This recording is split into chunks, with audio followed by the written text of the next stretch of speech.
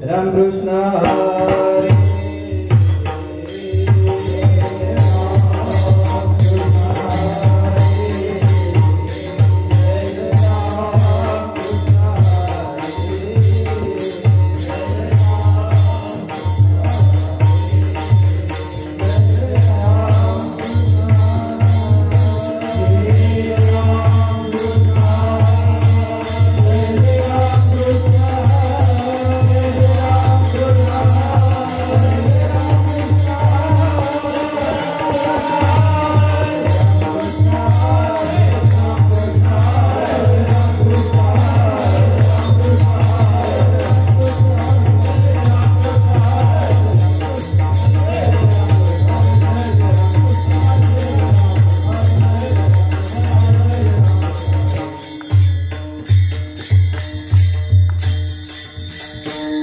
रूप पाहता लोचनी सुख झाले हो साधनी रूप पाहता लोचनी सुख झाले हो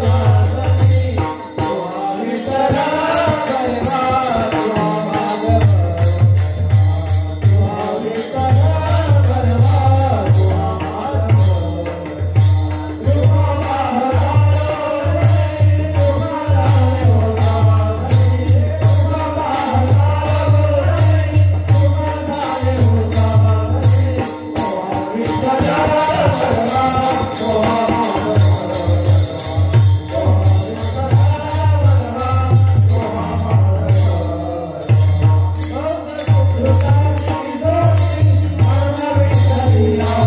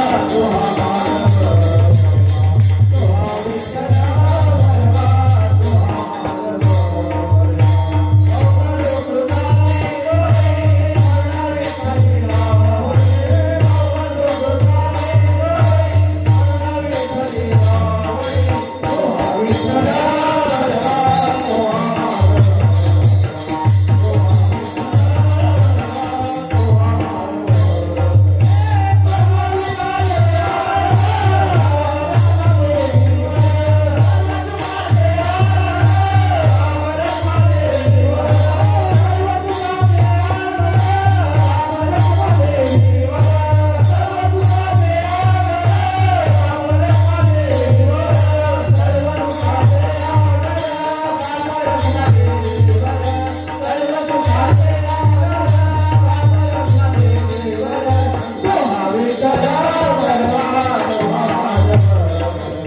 परवा विठ्ठला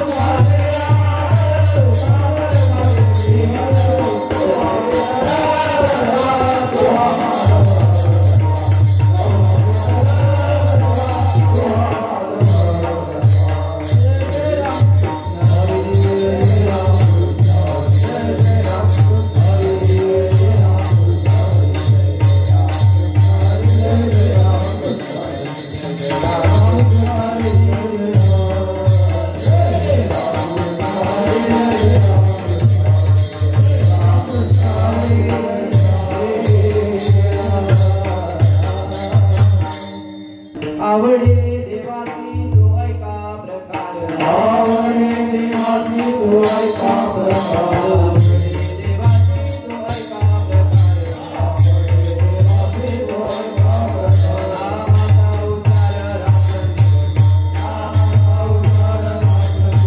नामाचा उच्चार तुळशी माळ गळा गोपीचंद गिरा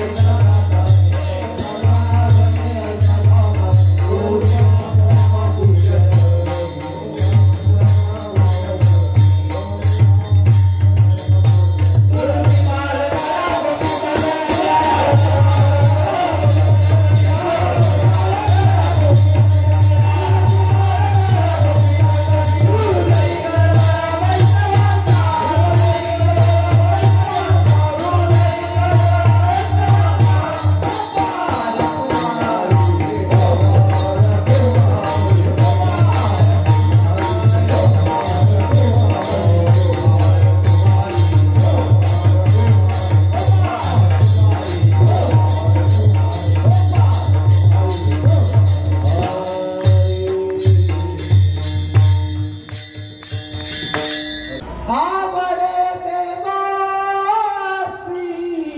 तो ऐका प्रकार आवडे देवासी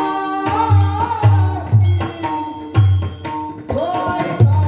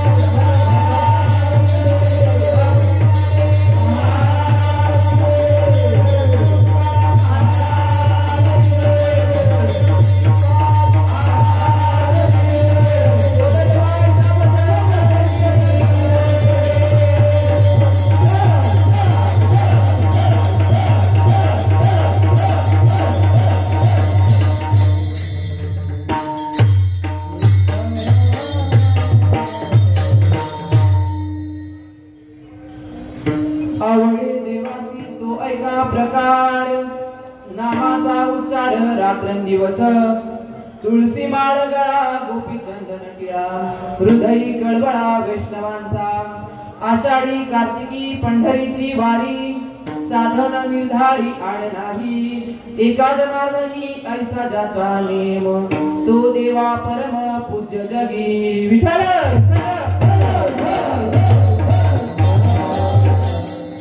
प्रस्तुत प्राप्त स्थळी प्राप्त प्रसंगी कीर्तन रूपी सेवेकरता निवडलेला अभंग भगवंताचे लाडके भक्त महद भक्त ज्यांना आपण शांतीचे सागर बनतो असे पैठण निवासी एकनाथ महाराज यांचा आज जीवाला देवाबद्दल काय आवडते याची महत्व माहिती सांगणारा अभंग आज कीर्तन रूपी सेवेकरता निवडलेला आहे विठ्ठल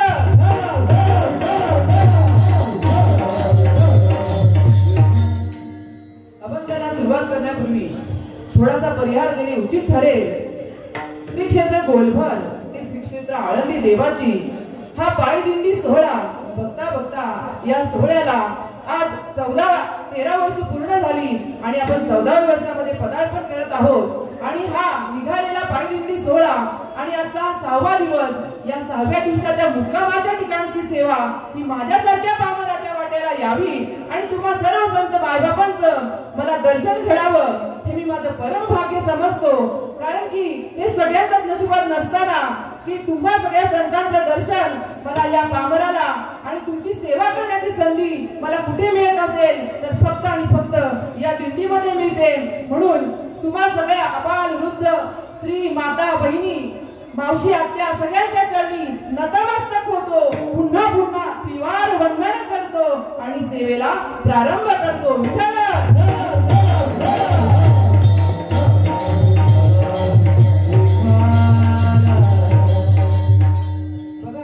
या पेठ नगरीमध्ये आपण आलेलो आहोत आणि ही सहकारी संस्था जवळजवळ या गावामध्ये एकूण 40 दिंड्या येत असतात आणि प्रत्येक दिंडीला पेठ गावकरी भोजन केल्याशिवाय जाऊ देत नाही. म्हणजे किती यांच्या पुण्याची गणना करावी तेवढी कमीच आहे. पण यांना पुण्य केव्हा मिळेल जेव्हा तुम्ही चालता चालता त्या भगवंताचं नामस्मरण कराल, नाम घेता वाट चाले आणि यज्ञ पावला पावली. म्हणून यांच्या वाट्याला ते पुण्य पडावं म्हणून तुम्ही सुद्धा त्या नामाचा काय केला पाहिजे तर उच्चार केला पाहिजे. म्हणून धन्यवाद देतो या पेठ ग्रामस्थांना की ते दरवर्षी या ठिकाणी आपल्याला उत्तम अशा प्रकारे सोय करून देतात, आपली राहण्याची व्यवस्था करतात, भोजनाची व्यवस्था करतात. द्यावे तेवढे धन्यवाद त्यांना थोडे आहेत. आणि माझ्या साथीला उभे असलेले सर्व दिग्गज सातकरी, सर्व कीर्तनकार, गायक, वादक, विनेकरी बाबा सगळ्यांच्या चरणी नतमस्तक होतो. बघा मला या वर्षी दिंडीमध्ये आल्यानंतर असं जाणवलं की मी कोणत्या तरी रौप्य महोत्सवी सप्त्यामध्ये आहे असा मला त्याचा अनुभव आला. कारण की एकाच एक कीर्तन, एकाच एक चाली, एकाच एक प्रवचन, म्हणजे खरोखर यावर्षी मला असं वाटलं की मी कुठेतरी वेगळ्या ठिकाणी, एकदम चांगल्या ठिकाणी, जेव्हा एकदम व्यवस्था काही चांगली असते, ज्या ठिकाणी साऊंड सिस्टम चांगली असते, त्या ठिकाणी कीर्तन किंवा प्रवचन कसं होतं तर उठून होतं. पण ही आपली पायवाटेची चालीची ही जी दिंडी आहे, आणि या ठिकाणी मी आमचे हरप दादा यांना सुद्धा खूप खूप धन्यवाद देतो की प्रत्येक ठिकाणी ते काय करतात, उत्तम प्रत्येकाचा आवाज तुमच्या मनापर्यंत, तुमच्या हृदयापर्यंत तो पोहोचतो. ते एवढंच करत नाही तर ते वाढायलाही मदत करतात. ते सगळ्याच कामात अग्रेसर आहेत. अष्टपैलू व्यक्तिमत्व आपण त्यांना म्हणूया. अशा प्रकारे मी अशी आशा व्यक्त करतो की जोपर्यंत आमची दिंडी आहे तोपर्यंत आम्ही त्यांना आमंत्रण देऊ आणि त्यांनी यावं ही मी त्यांना विनंती करतो. आता आपण अभंगाकडे वळूया. विठ्ठल विठ्ठल.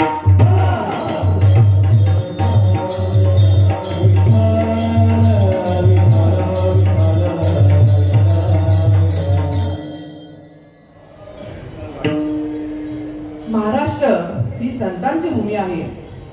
या भूमीमध्ये अनेक संतांनी जन्म घेतला आणि या भूमीला काय केलं तर पावन केलं. आपल्या पदस्पर्शाने, आपल्या अभंगाने, आपल्या कीर्तनाने या भूमीला काय केलेलं आहे, पावन केलेलं आहे. भरतवर्षे भरतखंडे नरदेह प्राप्ती ही तो परम भाग्याची संपत्ती किंवा पवित्र तो कुळ, पावन तो देश, आणि जेते हरीचे दास जन्म घेती. म्हणून या भूमीमध्ये अनेक साधू संतांनी जन्म घेतला. ज्ञानोबाराय असतील, तुकोबाराय असतील, संत नामदेव महाराज असतील, संत एकनाथ महाराज असतील, या सर्व संतांना एकत्र करण्याचं काम जर कोणी केलं असेल तर ते माझ्या बहिणाबाईंनी केलं. संत कृपा झाली, इमारत फळा आली, ज्ञानदेव रचिला पाया, उभारिले देवालया, नामातयाचा किंकर, जेने केला हा विस्तार, जनार्दनी एकनाथ, खांब दिला भागवत, जनार्दनी एकनाथ, खांब दिला भागवत. याच्या पुढचा अभंग राहू द्या, इथपर्यंतच घ्या. या वारकरी संप्रदायाला जर आधार देण्याचं काम कोणी केलं असेल तर ते माझ्या एकनाथ महाराजांनी केलं आहे. आधार देणं एवढी सोपी गोष्ट नसते. बघा, हा मंडप आहे आणि या मंडपाला जर खांबांचा आधार नसेल तर तो मंडप उभा राहू शकणार नाही. म्हणून या वारकरी संप्रदायाला खऱ्या अर्थाने जर कोणी आधार देण्याचं काम केलं असेल तर ते माझ्या एकनाथ महाराजांनी केलेलं आहे. बघा, एकनाथ महाराज यांनी अनेक काव्यांची आणि ग्रंथांची निर्मिती केली. एकनाथी भागवत असेल, ज्ञानेश्वरीवर टीका असेल किंवा एकनाथी हरिपाठ असेल, अशा आपल्या अभंग वाणीतून या आपल्याला त्यांनी जणू काही नावून घातलेलं आहे. आणि अशा असणाऱ्या एकनाथ महाराजांचा अधिकार किती मोठा असेल. या एकनाथ महाराजांनी कूटाभंगाची रचना केली. कूटाभंगाचा जर तुम्ही विचार करू गेलात तर ते कूटाभंग आपल्या डोक्यातच घुसत नाही. जीव, माया, ब्रह्म यांचं तत्वज्ञान हे साध्या माणसाच्या डोक्यामध्ये जात नाही. आणि म्हणून ते साध्या माणसाला पचावं, रुजावं, त्याच्या हृदयापर्यंत ते पोचावं म्हणून एकनाथ महाराजांनी भारुडाची रचना केली. बघा, तुम्हाला किती कंटाळा आला असेल, तुम्हाला किती थकले असाल, तुम्ही हसत नसाल, तरी पण तुम्ही एकनाथ महाराजांचं भारुड ऐकलं ना तर तुम्हाला सहज हसू येईल. आणि म्हणून आपण थोडं भारुडाकडे जाऊया. येडका मदन केवळ पंचानन, येडका मदन केवळ पंचानन,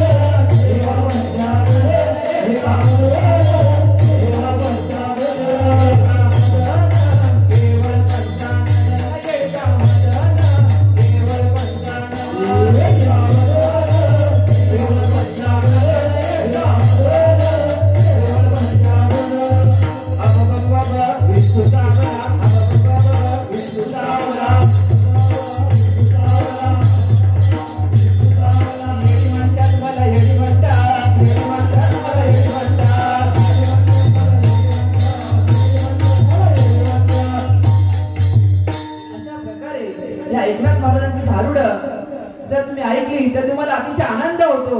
अजून एक एकनाथ महाराजांचं सुंदर भारुड आहे. या या शेजारीनं केलं ग बया, या या शेजारी मला पंढरीला नेलं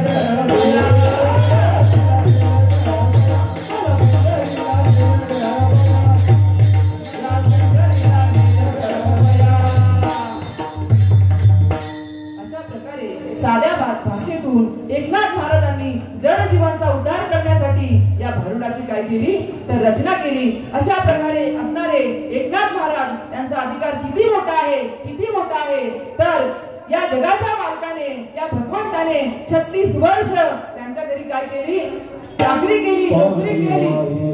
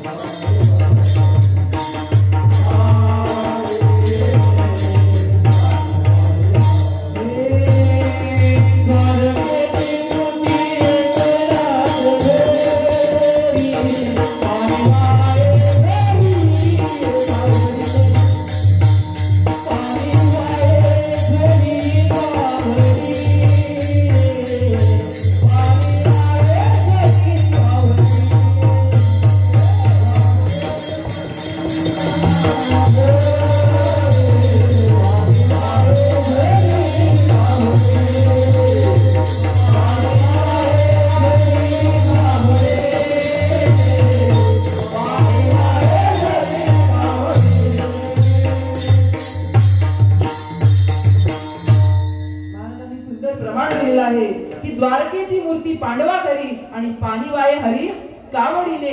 इतका मोठा अधिकार असताना या भगवंता या एकनाथ महाराजांचा पण देवाचा तर एक नियम आहे की देशी देवा घेशी ऐसा अशी तू उपकारी.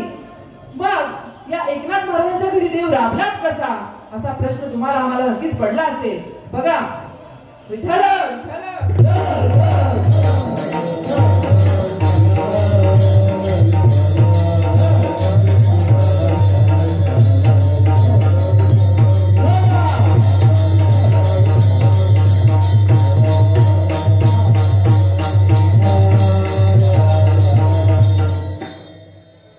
देवाचा एक नियम आहे की देशी देवा घेशी. मग या देवाचा जर नियम आहे तर मग एकनाथ महाराजांच्या घरी तो राबलाच कसा. देशी देवा घेशी. बघा जी देवाची परम भक्त होती जी देवाला कधी विसरत नव्हती तिचे 5 पती त्या देवाचं नेहमी स्मरण करायचे. जिच्या पतीचे रोम रोम नेहमी कृष्ण जय कृष्ण श्रीकृष्ण असे म्हणायचे. अशा असणाऱ्या द्रौपदीला जेव्हा संकट पडलं तेव्हा हा देव तिच्यासाठी धावून आला. पण तो कधी धावून आला ज्यावेळी दुर्वास ऋषी त्या द्रौपदीच्या घरी भोजनासाठी येतात आणि भोजनासाठी आल्यानंतर ती वेळ रात्रीची असते आणि द्रौपदीकडे पांडवांकडे एक अक्षय थाळी असते. तिला सूर्याचं वरदान असतं. पण ज्यावेळी सूर्यास्त होतो त्यावेळी ती थाळी काही काम करत नाही. ती थाळी उघडी घातली जाते आणि मग त्यावेळेस त्या द्रौपदीच्या घरी ते साधू संत भोजन मागण्यासाठी येतात आणि मग ती त्या श्रीकृष्णाचा धावा करते. कोठे गुंतला द्वारकेचा राया, कोठे गुंतला द्वारकेचा राया, कोठे गुंतला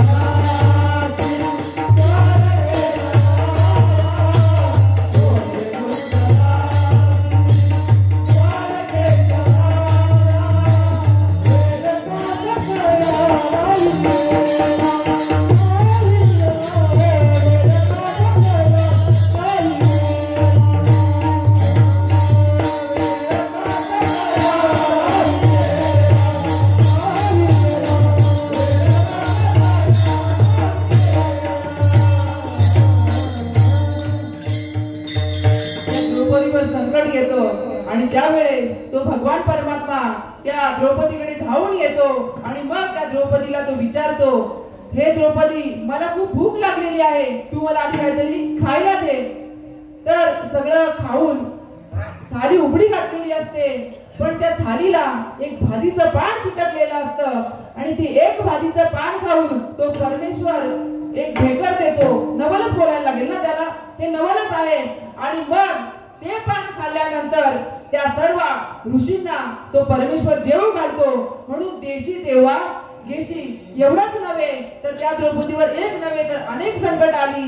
ज्यावेळी तुम्ही म्हणाल त्या द्रौपदीला देवाने वस्त्र पुरवली पण त्या अगोदर त्या देवाने एक बोटभर चिंधी त्या द्रौपदीची काय केली होती, घेतली होती. ज्यावेळी श्रीकृष्णाचं बोट कापतं आणि तिथे द्रौपदी असते आणि द्रौपदी आपल्या साडीचा पदर डोक्याकडच्या साईडनी फाडते आणि त्या देवाच्या काय करते, बोटाला गुंडाळते. बोटाला गुंडाळल्यानंतर तिच्या बाजूला उद्धवजी उभे असतात आणि उद्धवजी तिला सांगतात, द्रौपदी तुला शास्त्र माहित नाही का? तुला शास्त्र माहित नाही की सौभाग्यवती स्त्रीने डोक्यावरचा पदर कधी काढू नये. आता नका घेऊ, जाऊ दे. सौभाग्यवती स्त्रीने डोक्यावरचा पदर खाली पाडू नये आणि पदराकडून तो फाडू नये असं शास्त्र आहे. त्या द्रौपदी त्यावर सुंदर उत्तर देते, हे उद्धवा, या साडीचा पदरच काय, माझ्या शरीरातल्या पूर्ण नसा जरी काढायचा वेळ आली ना तरी मी त्या देवासाठी काय करेल तर त्या काढेल. यावर श्रीकृष्ण म्हणतात द्रौपदीला, अगं द्रौपदी, एवढी सुंदर साडी होती, तू या साडीचा पदर नको फाडायला होता. तर द्रौपदी उत्तर देते, ऐका, द्रौपदी उत्तर देते की देवा, मी कुठे साडी फाडली? त्या साडीतले जे धागे आहेत ना ते स्वतःहून तुमच्याकडे आलेले आहेत आणि ते अभागी आहेत जे नाही आले, ते अभागी आहेत ते घरी राहिले, ते भाग्यवान आहेत ते दिंडीला आले. म्हणून ते द्रौपदी उत्तर देते की देवा, त्यांचं मन भाग्य आहे, मी काहीच केलं नाही. तर ते काय केले, स्वतःहून तुमच्याकडे धावून आले. म्हणून त्या वस्त्राच्या बदल्यात देशी तेव्हा घेशी ऐसा अशी तू परोपकारी. विठ्ठल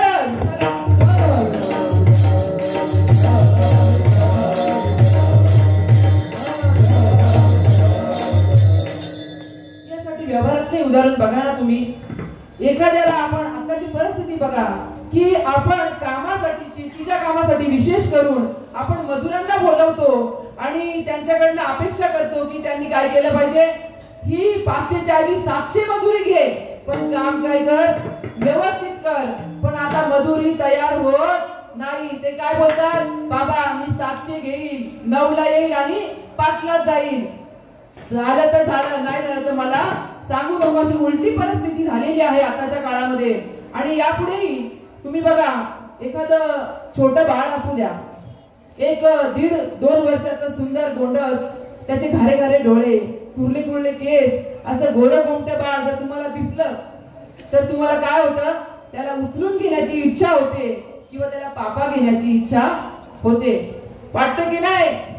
बोला बोला, वाटतंय ना? का 80 वर्षाचा म्हातारीचा त्याला पप्पी घ्यावीशी वाटते? नाही ना? का वाटतं तर ते आपल्याला सुंदर दिसतं, गोंडस असतं आणि म्हातारपणी ते सौंदर्य निघून गेलेलं असतं. पण ते बाळ सुद्धा आपण त्याला जेव्हा हाक मारतो ना तेव्हा ते आपल्या जवळ येत नाही. का नाही येत ते?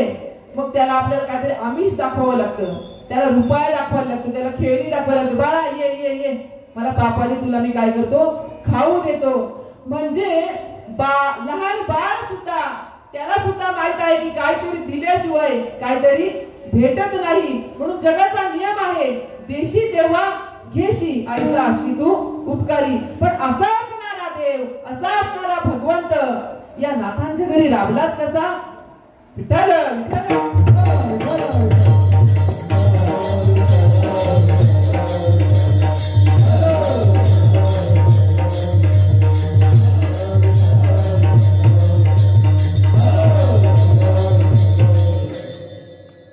असा असणारा भगवंत त्या नाथांच्या घरी राबलात कसा? तर या नाथांनी आपल्या भावाच्या जोरावर, आपल्या भक्तीच्या जोरावर त्या भगवंताला काय केलं होतं तर आपलंच केलं होतं. ज्याप्रमाणे त्या वृंदावनामध्ये त्या गोपिकांनी त्या भगवंत श्रीकृष्णाला आपल्या प्रेमाने, आपल्या मोहाने, आपल्या भक्तीने काय केलं होतं, एकरूप केलं होतं. त्या कधी त्यांचा विलय म्हणजे त्यांच्यापासून दूर राहून देत नव्हत्या.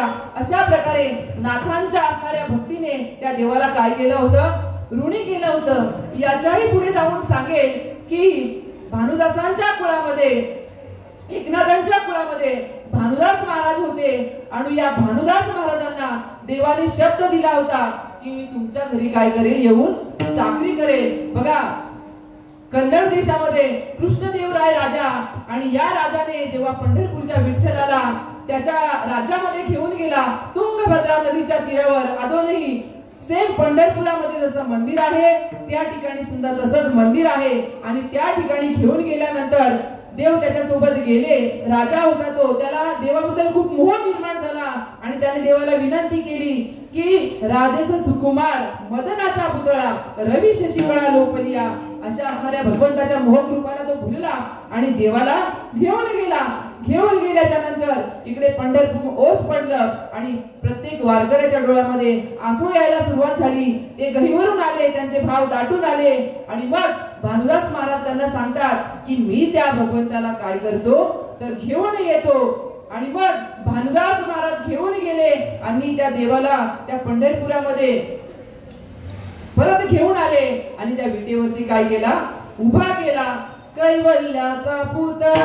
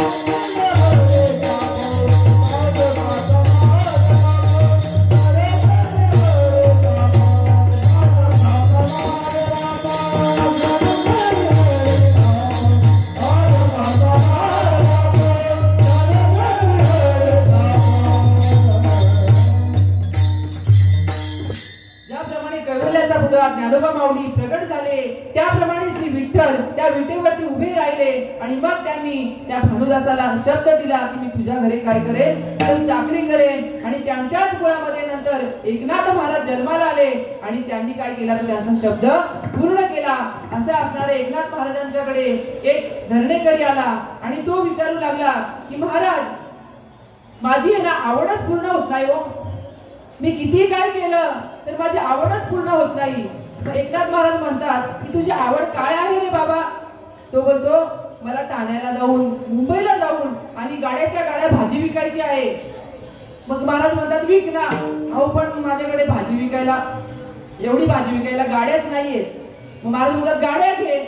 तो गाड्याही घेतल्या पण माझ्याकडे जमीनच नाहीये. जमीन घे. जमीन पण घेतली पण त्याच्यामध्ये विहीर खणल्या, 4-5 विहीर खणल्या पण त्यांना पाणीच लागत नाहीये. गाडी घेतली तर त्याला गिराईकच लागत नाही किंवा पॅसेंजरच भेटत नाही. म्हणून एकनाथ महाराज म्हणतात की तुला आवडतोस ते करतोस आणि देवाला आवडतो तू ते करत नाही.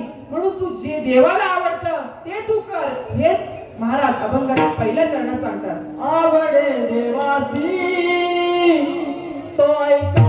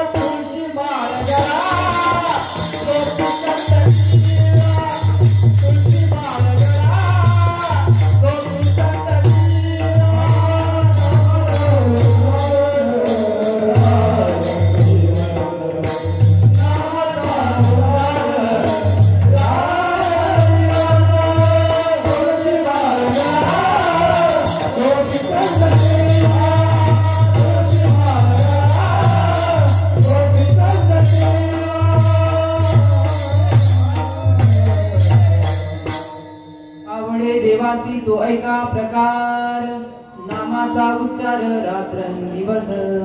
देवाला काय आवडतं तर देवाला नामाचा घोष आवडतो, नामाचा जय जयकार आवडतो. म्हणून तुम्ही दिंडीला आलेला आहात, या ठिकाणी या नाम सोहळ्यामध्ये सहभागी झालेला आहात. म्हणून चालता चालता तुम्ही नामस्मरण करा, कारण तेच तुमचं शेवटापर्यंत जाणार आहे. नामाला इतकं महत्व आहे की नामे पावन तिन्ही लोक किंवा नामे तारिले अपार. या नामाने अनेक जण तरले. म्हणून तुम्ही काय करा तर त्या भगवंताचं नाम घ्या. हा मनुष्य जन्म जो आलेला आहे ना तो अनमोल आहे. कबीरदासजी महाराज त्याचं वर्णन करतात. मनुष्य जन्म अनमोल रे, मिट्टी में ना घोल रे, अब जो मिला है कभी न मिलेगा, कभी नहीं कभी नहीं कभी नहीं रे. तू बुलबुल है पानी का, मत कर जोर जवानी का, सोच समझ कर चलना बंदे, पता नहीं जिंदगानी का. मीठी बानी बोल रे, गुल गुल के तू बोल रे. अब जो मिला है कभी न मिलेगा, कभी नहीं कभी नहीं कभी नहीं रे. अब जो मिला है कभी न मिलेगा, कभी नहीं कभी नहीं कभी नहीं रे. कबीरदासजी महाराज सुंदर वर्णन करतात की आता जो मनुष्य देह तुम्हाला मिळाला आहे ना, यापुढे तो मिळेलच असं नाही. म्हणून आलेल्या देहाचं तुम्ही सार्थक करा, सार्थक करा. त्या भगवंताच्या चरणी लागा, त्याचं नाम घ्या, त्याच्या नामाचा उच्चार केला. काळ वेळ नाम उच्चारिता नाही आणि दोन्ही पक्ष पाही उद्धरती. तुम्ही देवाचं नाव घ्या, सतत नामस्मरण करा. बघा या दिंडीला तरी गेला जन्मवाया, तरी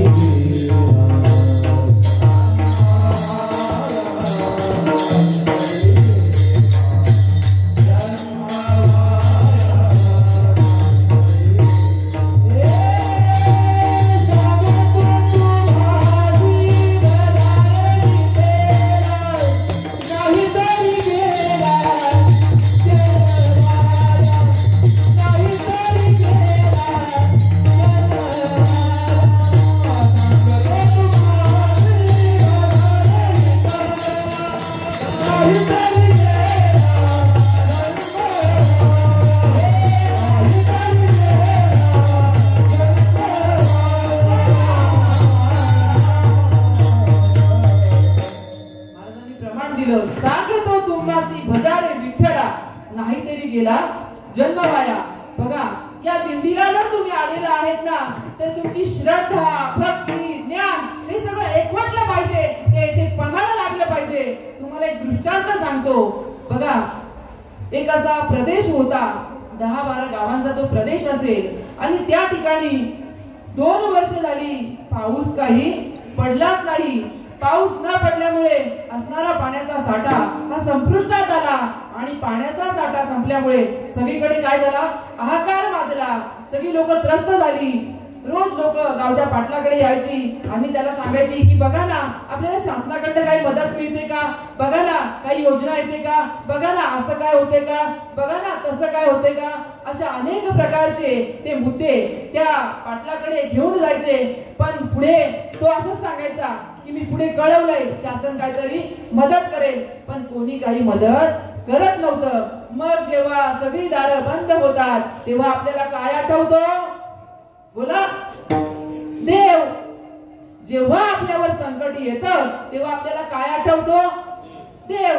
द्रौपदी अशी एकमेव स्त्री होती की तिने देवाकडे काय मागितलं. भागवतामध्ये त्याचं सुंदर वर्णन आलेले आमचे गुरुवर्य योगेश महाराज खूप सुंदर प्रकारे त्या भागवताचं वर्णन करतात.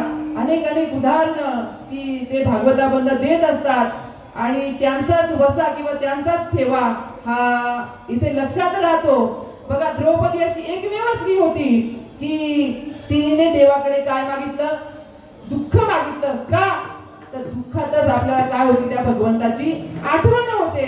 जेव्हा आपल्याला दुःख होते तेव्हा हरे राम हरे कृष्ण आपण करायला सुरुवात करतो आणि त्या गावकऱ्यांनी हरे राम हरे कृष्ण म्हणजे नाना प्रकारचे उपाय शोधायला काय केली तर सुरुवात केली. त्यातला एक गावचा एक हुशार ग्रामस्थ होता आणि त्याने सांगितलं की बघा, सगळ्या गावांना त्यांनी एकत्र केलं आणि सांगितलं की ते 11 गावं होती आणि 11 गावातल्या प्रत्येक एक माणूस पुढारी, त्या पुढाऱ्यांना त्याने जमा म्हणजे एकत्र केलं आणि एकत्र केल्याच्या नंतर त्याने असं सांगितलं की या प्रदेशाच्या पलीकडे नदीच्या कडेला एक मंदिर आहे आणि त्या ठिकाणी एक साधू महाराज आलेले आहेत आणि ते साधू महाराज खूप ज्ञानी आहेत, खूप श्रेष्ठ आहेत. ते होम हवन करतात आणि त्यांच्याकडे जर आपण गेलो तर आपला प्रश्न काय होईल सुटेल. आता काही होत नाही. काही माणसं काय असतात शंकाखोर असतात. हो असं कुठं होतंय तसं कुठं होतंय, पण काही माणसं ज्ञानी असतात.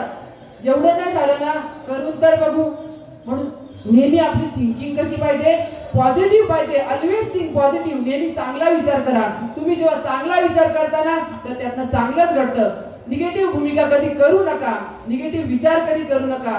म्हणून असा चांगला विचार करून आणि सर्व ग्रामस्थ एक बस करून 11 जण त्या साधूच्या काय गेले जवळ गेले आणि मग त्या साधूची त्यांनी भेट घेतली आणि मग त्यांनी असं त्यांना सांगितलं की बाबा 2 वर्ष झाली आमच्या गावामध्ये काय पाऊस पडला नाही, म्हणून आम्हाला तो यज्ञ करायचा, ती पूजा करायची, त्या भगवंताला काय करायचं आहे शरण जायचं आहे, जेणेकरून आमच्याकडे तो पाऊस होईल, वर्षा होईल आणि सर्वांना काय होईल सुख वाटेल, पाणी मिळेल. आणि मग ते साधू महाराज बोलतात की बघा तुम्ही आता आलेले आहेत पण आता तो मुहूर्त नाहीये. पूजा करण्यासाठी काय लागतो आपल्याला मुहूर्त लागतो, चांगला दिवस लागतो, शुभ दिवस लागतो. आणि मग त्यांनी त्यांना एक तारीख ठरवून दिली. अमुक अमुक दिवशी तुम्ही 11 गावचे 11 पुढारी या, सगळं साहित्य लिहून दिलं आणि मग असं करून त्यांनी तारीख लिहून दिली. ते घरी गेले आणि पुन्हा ज्या दिवशी ठरलं होतं त्या ठिकाणी ते त्या ऋषीकडे, त्या साधूकडे तिकडे ते पूजा करण्यासाठी त्या ठिकाणी गेलेले. आणि गेल्यानंतर त्या 11 साधू महाराजांना एकच माणूस काय दिसला तर व्यवस्थित दिसला, तेजस्वी दिसला. त्याच्याकडे साधूंचं विशेष लक्ष होतं. आणि मग त्यांनी पूजेला सुरुवात केली. सुंदर प्रकारे, उत्तम प्रकारे त्यांचं होम हवन झालं, पूजा झाली, त्यांचा यज्ञ पार पडला.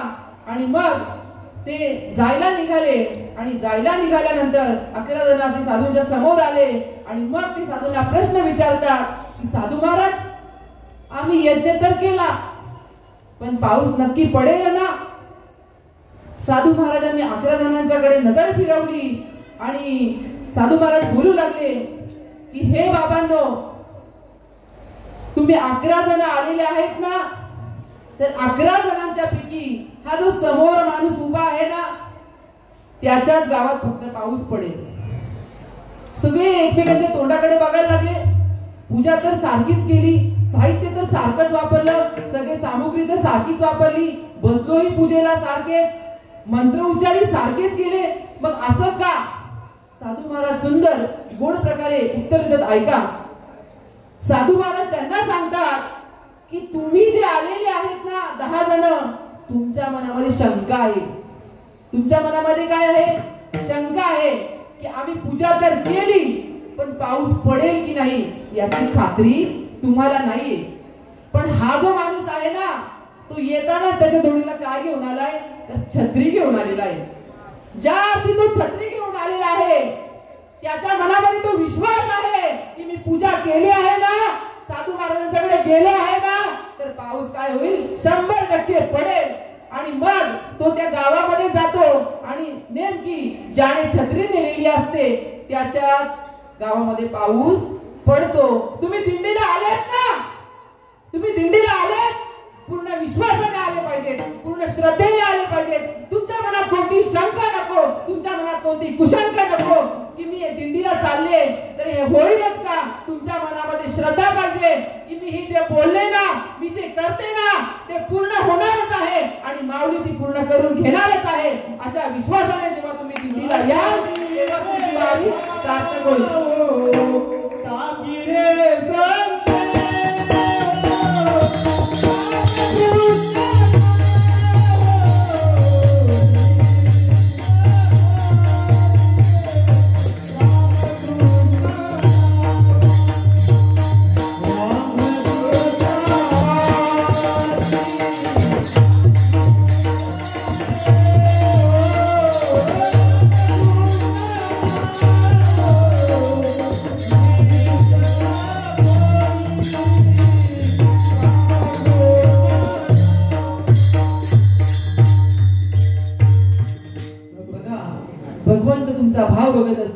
तुमची श्रद्धा बघत असतो, तुमची भक्ती बघत असतो. म्हणून इथे येताना तुमचा द्वेष, तुमचा राग, तुमचा मत्सर सर्व काही घरीच ठेवून या. शुद्ध मनाने देवापर्यंत येण्याचा प्रयत्न करा. खूप आयुष्य गेलं आहे आणि थोडं राहिलं आहे असा नेहमी विचार करा. बघा, एक राजा असतो आणि एक राजा त्याला दरबार भरवण्याची काय असते तर नेहमी त्याची सवय असते की पूर्वीच्या काळी जे राजे महाराजे असायचे ते काय करायचे, दरबार भरवायचे आणि दरबारामध्ये अनेक कार्यक्रम काय करायचे तर ते सादर करायचे. असाच एक राजा होता आणि त्या राजाच्या दरबारामध्ये एका नर्तकीचा कार्यक्रम काय केला तर त्यांनी ठेवण्याचं नियोजन केलं. नियोजन केल्यानंतर त्या राज्याचे जे कुलगुरू होते त्या कुलगुरूंना त्या कार्यक्रमासाठी त्या राजाने आमंत्रण दिलं आणि ते कुलगुरू सुद्धा आले. राजाची सभा भरली. आता नाच गाण्याचा कार्यक्रम कधी असतो, दिवसा असतो का राजाच्या दरबारात? रात्री असतो. रात्री असल्यामुळे सर्व सभा अशी राजाची मुलगी, राजाचा मुलगा, कुलगुरू, मंत्री, प्रधान सर्व असे एका रांगेमध्ये बसले. कार्यक्रमाला सुंदर अशा प्रकारे काय झाली, सुरुवात झाली. नर्तकी सुंदर नृत्य करू लागली, गायन करू लागली. खूप सुंदर प्रकारे तिचं गायन चालू होतं. खूप वेळ झाला, अर्धी रात्र झाली आणि अर्धी रात्र झाल्यामुळे जो वाजवणारा होता ना महाराज, प्रवीण महाराजांसारखा वाजवणारा होता, त्याला झोप आली जराशी. त्याचं लक्ष विचलित झालं. पण हे त्या नर्तकीच्या काय झालं, लक्षात आलं की याचं लक्ष काय झालेलं आहे, विचलित झालेलं आहे आणि याचं लक्ष विचलित झालं तर माझं लक्ष विचलित झाल्याशिवाय राहणार नाही. म्हणून त्या नर्तकीने नाचता नाचता एक मुहावरा बोलली कि घनी गई थोड़ी रही, यूं ना पल पल जाए, एक पल के लिए यूं ना जन्म गवाए, यूं ना जीवन गवाए. घनी गई थोड़ी रही, युग में पल पल जाए, एक पल के लिए यूं ना समय गवाए, यूं ना जन्म गवाए. हे त्या वाचवणाऱ्याच्या लक्षात आलं की हिने मला इशारा केलेला आहे आणि त्याच वेळी काय झाला तर तो सावध झाला आणि पुन्हा त्याच दोषाने तो काय झाला, वाजवू लागला. कार्यक्रम पुन्हा सुरू झाला. त्या राजाचे जे कुलगुरू होते ते उठले आणि त्या नर्तकीला आपल्या हातात असलेल्या मोहऱ्या होत्या त्या त्यांनी काय केल्या, बक्षीस दिल्या. आणि बक्षीस दिल्याच्या नंतर राजाची मुलगी उठली. तिने आपल्या गळ्यातला हार काढला आणि त्या नर्तकीच्या गळ्यात घातला. राजाचा मुलगा उठला, त्याने आपला मुकुट काढला, त्या नर्तकीच्या डोक्यात ठेवला. प्रधान उठला, त्याने बक्षीस दिलं. राजाला राग आला, अरे ही नर्तकी काही राजे लुटून न्यायला आली की काय? त्याने गाणं थांबवलं, तिला आवाज दिला, हे नर्तकी तू एक मुहारा बोलली आणि या सर्वांनी तुला सगळं धनच देऊन टाकलं. राजाचे कुलगुरू मोठ्या नम्रपणे उत्तर देतात, महाराज नर्तकी जो मुहावरा बोलली ना तो माझ्या जीवनावर होता. घनी गई थोडी रही, म्हणजे खूप गेले आणि थोडं राहिलंय. थोड्यासाठी मी माझं आयुष्य का बर्बाद करू?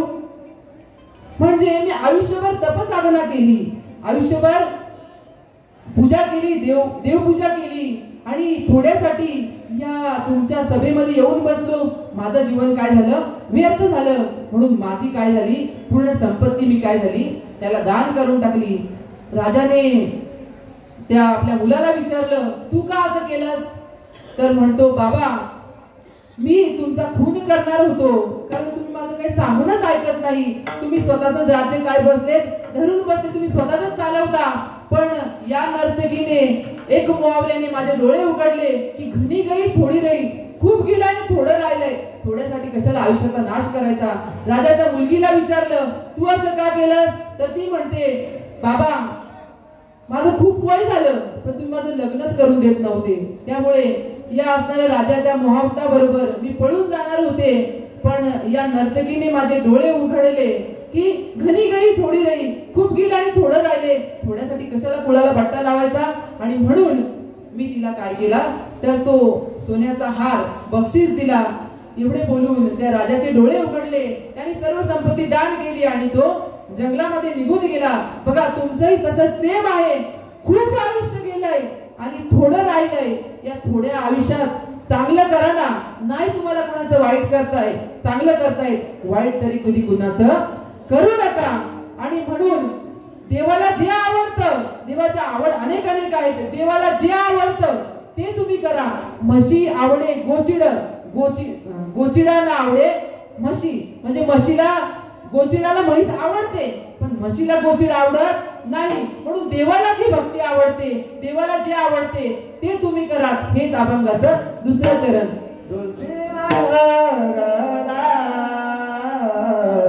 गोपीचंद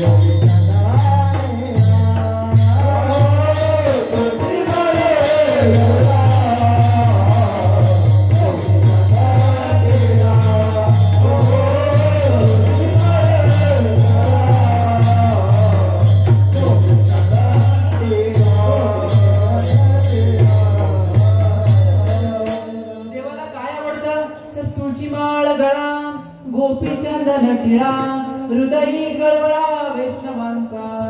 देवाला गळ्यामध्ये पवित्र तुळशी, आपल्या गळ्यामध्ये पवित्र तुळशीची माळ घाला, कपाळावर गंध लावा आणि सर्वांविषयी समभाव ठेवा.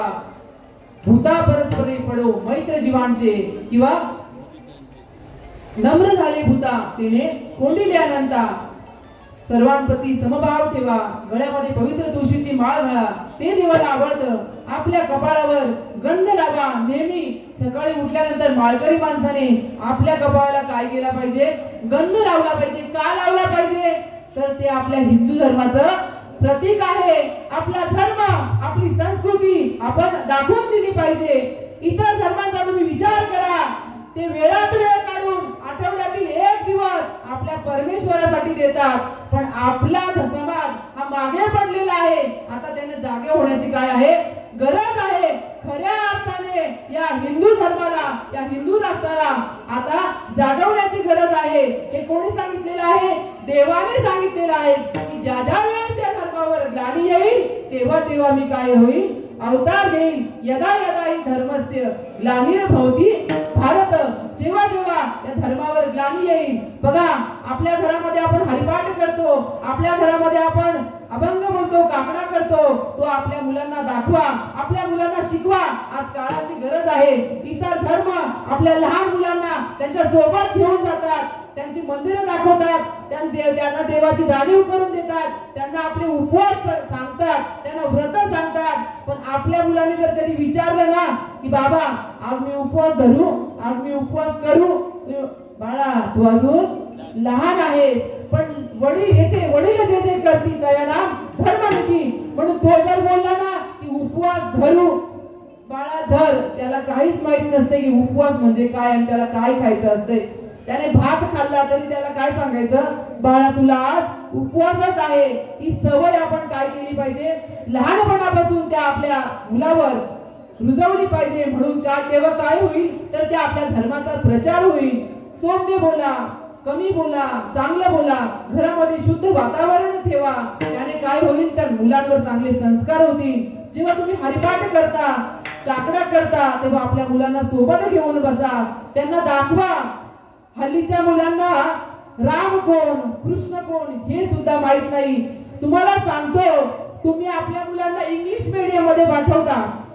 इंग्लिश मीडियम मध्ये जेव्हा आपल्या मुलांना पाठवता त्यावेळी त्या इंग्लिश मीडियम मध्ये टिकली चालत नाही, बांगडी चालत नाही, गाठी चालत नाही, कानातले चालत नाही आणि येणाऱ्या मॅडम त्या मस्त घालून येतात. मग त्या मॅडम घालून येतात तर पालकांनी त्या इंग्लिश मीडियम वाल्याला सांगायला नको की हा आमचा धर्म आहे, ही आमची संस्कृती आहे, आमची मुलगी टिकली लावून येईलच असा प्रश्न आपण केला पाहिजे. आपण तसं करत नाही, आपण त्यांचे नियम फॉलो करतो आणि भारतीय संस्कृतीला आपण काय करत चाललेलो आहोत तर मागे टाकत चाललेलो. ही काळाची गरज आहे. हिंदू धर्म काय झाला पाहिजे, जागृत झाला पाहिजे. छत्रपती शिवाजी महाराजांनी या स्वराज्याची स्थापना केली. ते शिवाजी महाराज होते म्हणून आपली मंदिरं, आपले देव, आपल्या आया बहिणींची आबरूआत राखली गेली. आणि शिवाजी महाराज नसते तर तुम्ही वेगळ्याच कोणत्या तरी पंथामध्ये दिसले असते. म्हणून ही काळाची गरज आहे. तुळशी माळ कळा, गोपीचंदन टिळा आणि हृदय कळा कळवळा वैष्णवांचा. तुम्हाला प्रत्येक वारकऱ्याला, तुम्ही इथे दिंडीमध्ये आलेले आहात ना, मी दिंडीवरच बोलतो की तुम्ही एखाद्या ठिकाणी गेल्यानंतर हृदय कळवळा म्हणजे काय, आत्मीयता म्हणजे काय हे तुम्हाला कळायला पाहिजे. तुम्ही एखाद्या ठिकाणी गेल्यानंतर 10 बाया आहेत आणि 10 बायांना झोपायला जागा मिळाली, बरोबर ना, आणि 11वी बाई जर तिथे बोजा घेऊन आली तर तुम्ही त्याच वेळी त्या बाईला होता, बाई इथं नाही हो जागा, इथं नाही हो जागा, इथं आमची माणसं येणार आहेत. अरे तुमच्या विषयी म्हणजे हृदय कळवळा वैष्णवांचा. तुम्ही एक वैष्णव म्हणून आलेला आहात, तुम्ही एक भक्त म्हणून या ठिकाणी आलेला आहात आणि 11वी काय 15वी बाई जरी आली ना तरी तुम्ही तिला ऍडजस्ट करून घेतलं पाहिजे, तुम्ही तिला जागा दिली पाहिजे. हा आहे हृदय कळवळा वैष्णवांचा. ज्ञानेश्वर महाराज वैष्णव होते, ते मोठे संत होते. जगात कोणालाही दुःख झालं तरी ते मला झालं असं ते म्हणायचे. वैष्णव जणतो तेने कहिये, पीर बनाई जाणले. पायात टोचलेला काटा हा पायापुरता मर्यादित राहत नाही तर त्याच्या वेदना पूर्ण शरीरापर्यंत पोहोचतात. म्हणून जगात कोणालाही वेदना झाली तर ती मला झाली असे समजणारे ज्ञानेश्वर महाराज आणि त्यांचे पाय म्हणून तुम्ही या दिंडीमध्ये काय झालेला आहात, सामील झालेले आहेत. कोणाचा पाय लागला, कोणाचा धक्का लागला तरी तुम्ही लगेच बोलता, माऊली तुम्ही वृंदावन क्षेत्राला एकदा जाओ. महाराजांची द्यावे तेवढे धन्यवाद त्यांना थोडे आहेत.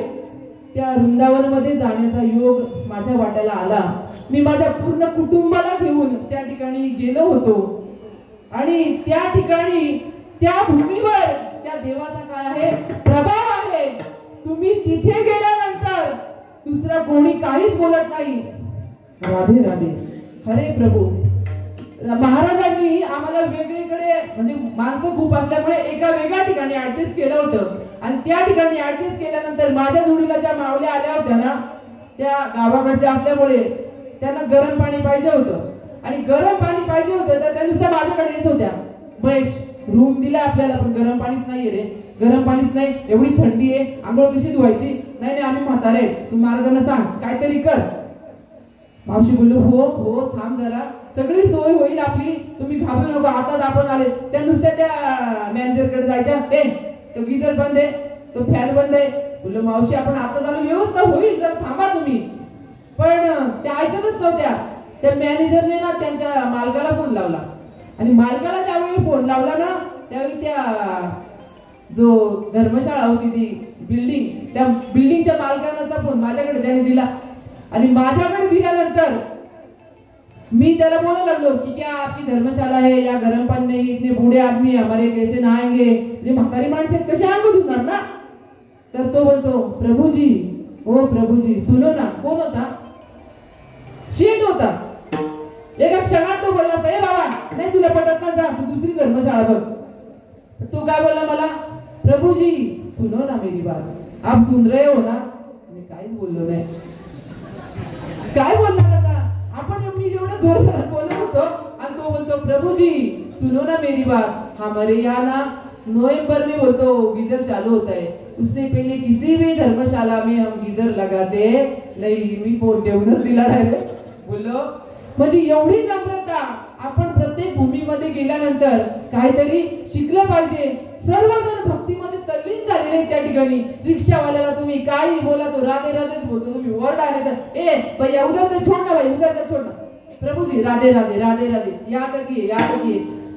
म्हणजे इतका त्या भूमीचा प्रभाव, इतकी नम्रता, त्या भगवंताला जेव्हा आपण शरण जातो तेव्हा आपल्यामध्ये येते, तेव्हा खऱ्या अर्थाने आपली भक्ती काय झालेली असते, फळाला आलेली असते, संपन्न झालेली असते. म्हणून गोपीचंदन टिळा, हृदयी कळवळा, वैष्णवांचा आणि आशा असणाऱ्या भगवंताला काय अजून आवडतं तर अभंगाचं तिसरं चरण.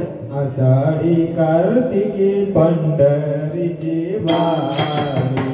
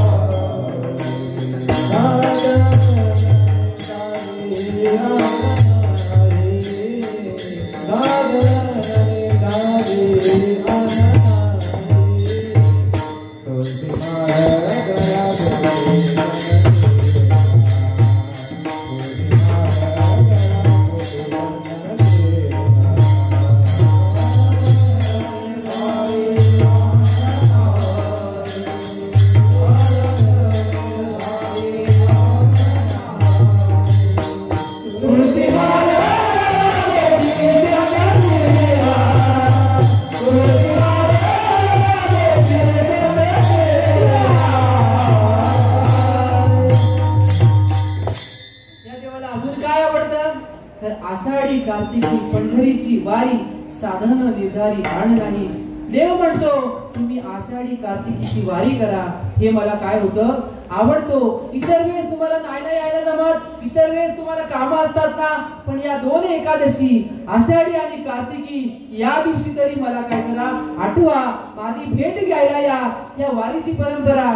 या वारीची परंपरा आपल्याला कोणी दाखवून दिली तर या संतांनी दाखवून दिली. संतांनी जर वारीची परंपरा आपल्याला दाखवली नसती तर आपल्याला ती कळाली नसती. म्हणून जव हे सगळं सिद्ध आहे हात झाला वया पाय, तव तू आपले स्वहित पाहे तीर्थयात्रे जाया चुकू नको. किंवा तीर्थप्रती भाव धरी रे करुणा शांत या पाहुणा हरी करी. म्हणून या तीर्थावर तू भाव ठेव आणि वारी कर. आणि माझी वारी केल्यानंतर तुझ्या देहाचं काय होईल, सार्थक होईल. आणि सार्थक झाल्यानंतर तू माझ्या चरणाला काय होशील. या जीवाचा एक शेवटचा ध्येय काय असतो तर मोक्ष प्राप्तीचा असतो. आणि त्या मोक्ष प्राप्तीसाठी अनेक साधू संत योगी मुनी तपश्चर्या करतात. पण योगियांच्या ध्याताना तुडसी तो तू मापाशी मागे पुढे. भोळ्या भावाने हा हरी आपल्याला भेटतो. भावळे आकळे एरवी नाकळे, पण करतळी आवळे कैसा हरी. कशाच्या जोरावर तो आपलासा होतो तर तो भावाच्या जोरावर आपलासा होतो. भावाच्या जोरावर देवाला कोणी आपलासा केलं तर त्या जनाबाईंनी केलं. त्या जनाबाईंनी त्या देवाला शिव्या द्याव्यात, त्यांना नाही ते बोलावं, तरी सुद्धा या जनाबाईचा अधिकार किती मोठा होता. गळा बांधून या दोर, देवाला त्या गळाला दोर बांधतात. हृदय बंदी खाना केला आता विठ्ठल कोंडीला. सोहम शब्दांचा मारा केला आता विठ्ठल कोंडीला. असा असणाऱ्या जनाबाईंनी त्या देवाला भावाच्या जोरावर आपलं केलं, त्या शबरीने आपलं केलं. अशा असणाऱ्या त्या तुकाराम महाराजांनी माझी बदल झाली अनावर वाचा आणि छंद या नामाचा घेतला असे. अशा तुकाराम महाराजांनी त्या देवाची वारी केली, त्या माऊलींनी वारी केली. वारी पंढरपुरातच का केली तर त्या ठिकाणी युगे 28 विटेवारी उभा त्या पुंडलिकाने आपल्या भक्तीच्या जोरावर, आपल्या भावाच्या जोरावर काय केलं तर त्या भगवंताला त्या ठिकाणी विटेवर उभं केलं. कसं केलं तर काल आपण कथाभाग सगळा ऐकला की तो पुंडलिक अगोदर आई वडिलांचं काय करायचा, छळ करायचा. पण नंतर आई बापांना तीर्थयात्रेला काशीला घेऊन जात असताना त्याला सुंदर 3 स्त्रिया, काळ्या कुट्ट स्त्रिया त्या कुकुट ऋषींच्या आश्रमामध्ये जाताना दिसल्या. आणि बाहेर येताना त्या सुंदर स्वरूपान रूपवती होऊन आल्या. आणि त्याने विचारलं की तुम्ही इतक्या काळ्या कुट्ट असणाऱ्या स्त्रिया या ठिकाणी कशा बऱ्या सोज्वळ झाल्या, कशा पवित्र झाल्या. तर त्यांनी सांगितलं की आत असणारे आमचे गुरु, आम्ही ज्यांची भवानी शंकराप्रमाणे पूजा करतो, त्यांच्या दर्शनाने आम्ही काय झालेलो आहोत, तर पवित्र झालेलो आहोत. तुमच्यासारखे अनेक पापी लोक आमच्यामध्ये येतात, स्नान करतात, आम्ही मलिन होतो आणि ते मलिन झालेलं पाप आम्ही या आश्रमामध्ये काय होतो, येऊन स्वच्छ करतो, धुवून टाकतो.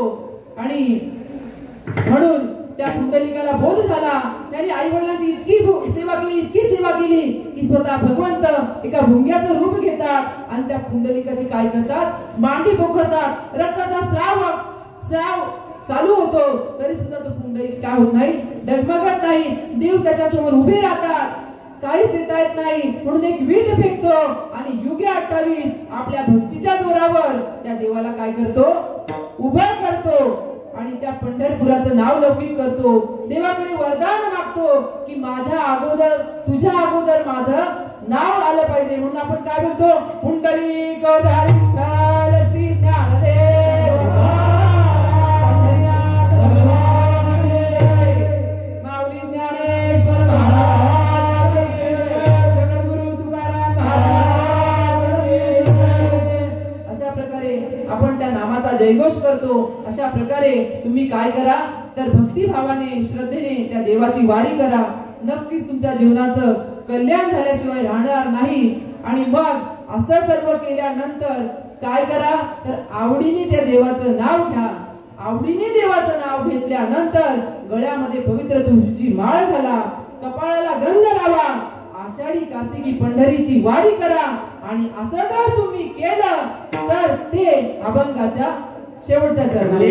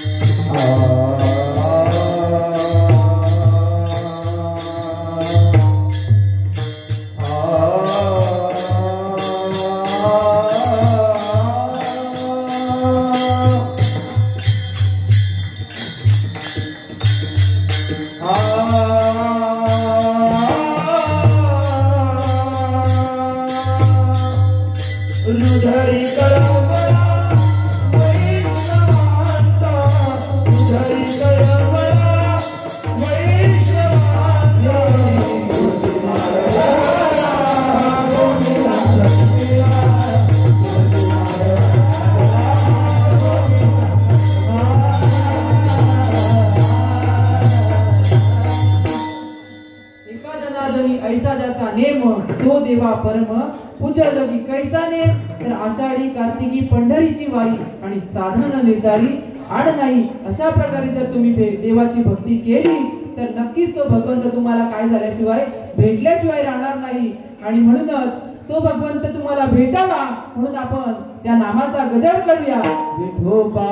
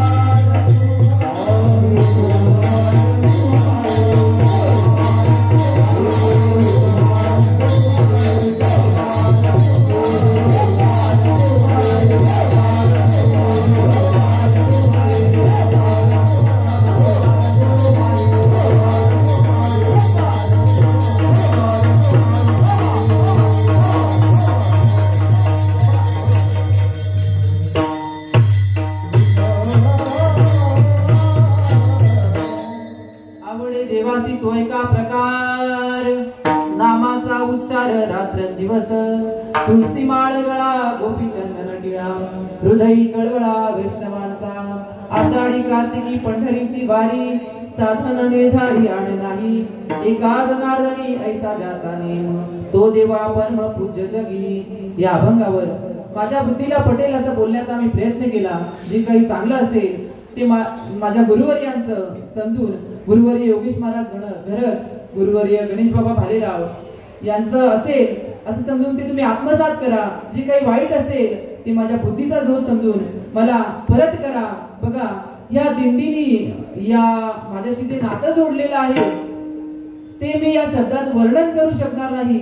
माझे बाबा या दिंडीमध्ये आले आणि खर तर मी असे सांगेन की माझे बाबा मला संपत्ती नाही देऊन गेले. माझे बाबा मला काही प्रॉपर्टी नाही देऊन गेले. पण खरी प्रॉपर्टी खरी संपत्ती जर काय असेल तर त्यांनी मला या दिंडीची सांगड घालून दिली. त्यांनी मला हा रस्ता दाखवून दिला. म्हणून मी त्यांचा आयुष्यभर ऋणी आहे की तुमच्यापर्यंत पोहोचवलं कोणी तर माझ्या बाबांनी. पहिल्या वर्षी ते दिंडीला आले आणि दुसऱ्या वर्षापासून त्यांनी मला सांगितलं की अशी दिंडी असते असं मला मोह निर्माण झाला आणि मी या दिंडीला आलो. या दिंडीमध्ये जोडला गेलो आणि माझ्या आयुष्याचं काय झालं या लोखंडाचं काय झालं सोनं झालं.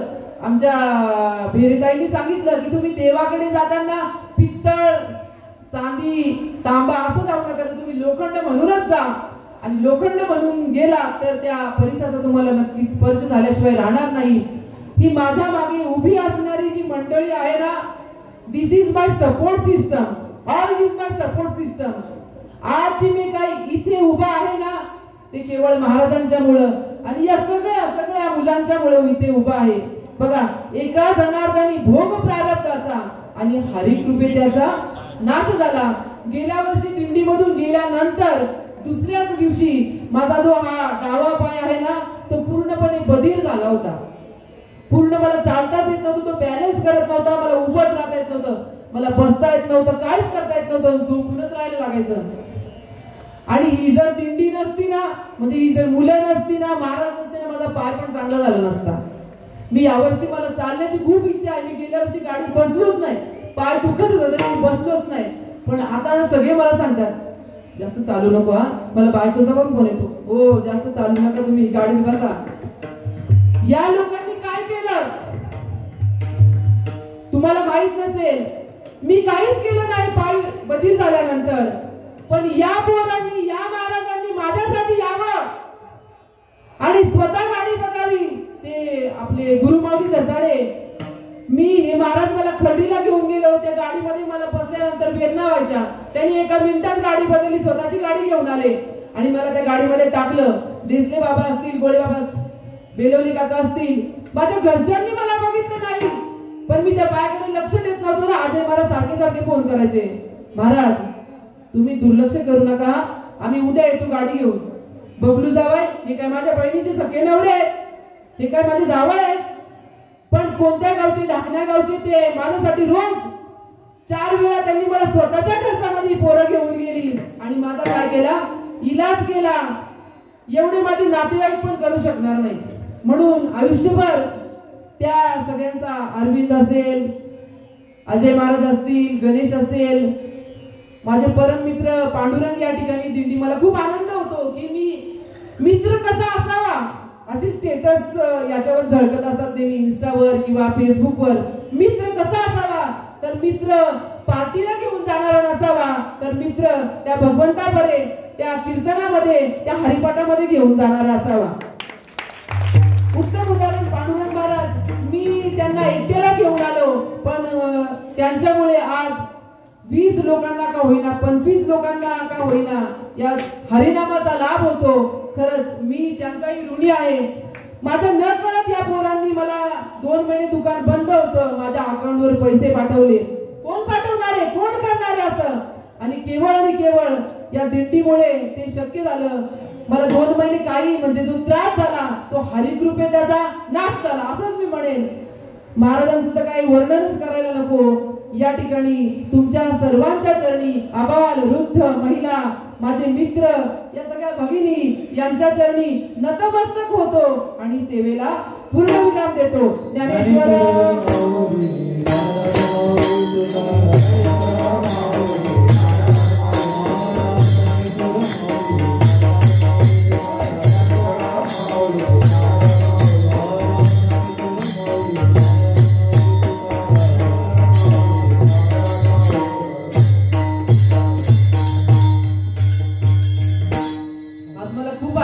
की आमचे विशाल महाराज पहिल्यांदा त्या ठिकाणी चाल बोलण्याचा प्रयत्न केला. आणि खरंच ही दिंडी काय करू शकते तर मुक्याला सुद्धा वाचा फोडू शकते, असं ही दिंडी करते. आणि म्हणूनच या दिंडीचा मी आयुष्यभर ऋणी राहील. जोपर्यंत या जीवामध्ये प्राण आहे तोपर्यंत या दिंडीला येण्याचा प्रयत्न करेन. या दिंडीसाठी जे काही माझ्याकडे योगदान होईल ते योगदान देण्याचा मी 100% प्रयत्न करीन. काही चुकलं असेल तर आपलं लेकरू समजून त्याला पदरात घ्या आणि पुन्हा एकदा पुढच्या वर्षी तुम्ही याच संख्येने, एकाने एक नाही तर एकाने 4 माणसं घेऊन या दिंडीमध्ये या असं आमंत्रण तुम्हाला देतो आणि सेवा थांबवतो. जय